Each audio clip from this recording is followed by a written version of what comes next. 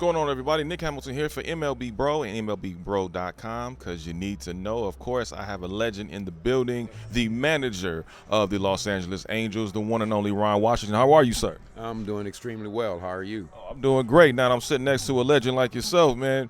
You know, you've had such a journey in baseball, going from being a coach to managing to developing players. What are some of the things that stood out to you that enabled you to be in the position that you are today, as far as just taking those moments and utilizing those lessons that you've learned? Just continuing to make a difference, trying to get the young generation today to understand how to go about their business in the game of baseball. And there is a way you go about your business in the game of baseball. And sometimes because they get to the big leagues so fast, they miss that lesson of coming through the minor leagues and learning that lessons, and now they have to learn it at the big leagues. So you have to stay patient, and you have to just continue to try to make a difference. Absolutely. And when you look at, obviously, you being here in Anaheim with the Angels and this being your first season, obviously, there are obviously new players to get to know. There's a culture that you established, because I'm sorry, there was no culture last season the way that you have implemented culture this season. What did you learn from these players, and what you had to be able to assemble and be able to relate to each and every player to be able to get your message across, to say, this is how we're going to play baseball, this is how we're going to approach the game, and this is what this is our attitude going into the season? I noticed they wanted it.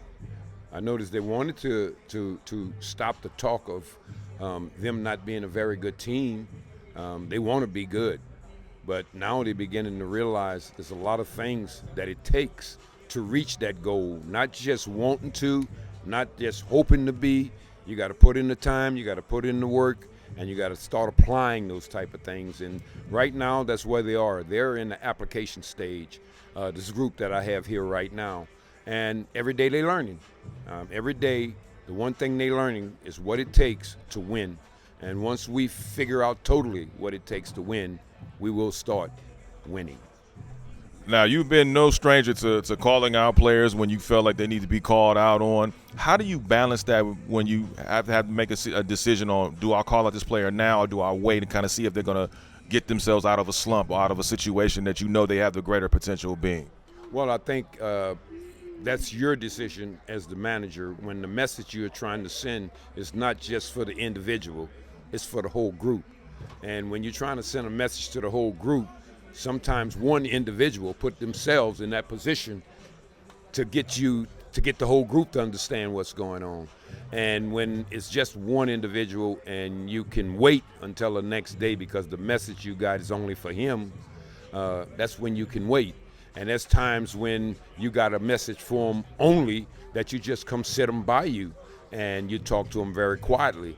But there is an opportunity sometimes to send a message to everyone.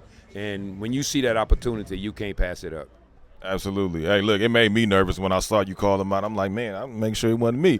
But when you look at just this team, you look at Mike Trout, for example, and the leadership that he displays, what was some of the not into the intricate details of the conversation, but what did you all kind of grace over to make sure that you guys were on the same page coming into the season and making sure that you stay on that page throughout the ups and downs of the season?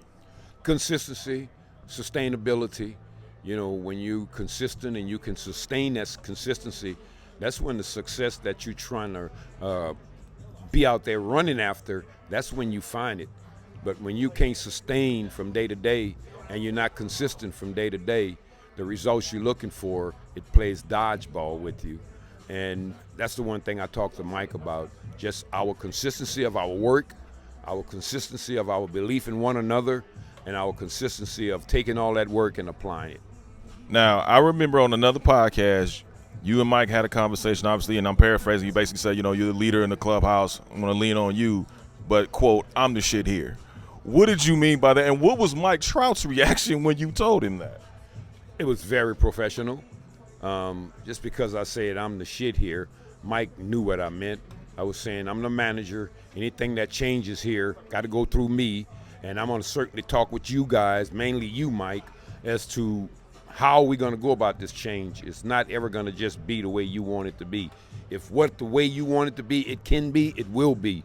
But if it don't, I just want you to know that I'm going to talk to you about it, and we're going to have to go in a different direction. That's all that meant. The expression, I'm the shit here, it was just me saying that I'm in charge. I love it. Lastly, you are one of two black managers here in Major League Baseball, you and obviously Doc up at the Dodgers. When you look at the landscape of not just managers, but there's 6% black American baseball players in Major League Baseball right now. From your advantage, how do you improve that number where you get more black American baseball players involved in baseball, as well as getting black fans to come out to the ballparks to support these guys? Having more black coaches. I mean, in the game of baseball, when you look around minor leagues, major leagues, wherever there's Latin players, there's a Latin coach or a Latin advisor. Of course, there's a lot of white players and there's a lot of white coaches, always. But the balance of the black coaches is not there to help these young black players that ends up getting a culture shock, how to deal with it. See, these black young players come in and there's no one there for them to relate to, and they gain a culture shock.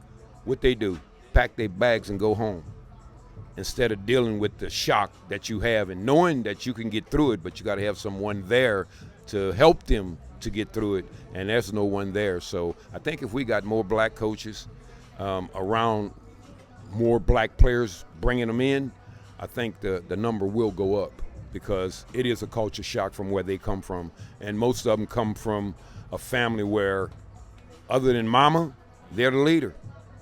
And then they come here and they got to take a back seat. They don't take too kindly to that. Absolutely. Well said. Well, it's the one and only, the legend himself, Ron Washington here, the manager of the Los Angeles Angels. Thank you so much, sir. Appreciate your time. Well, thank you for having me.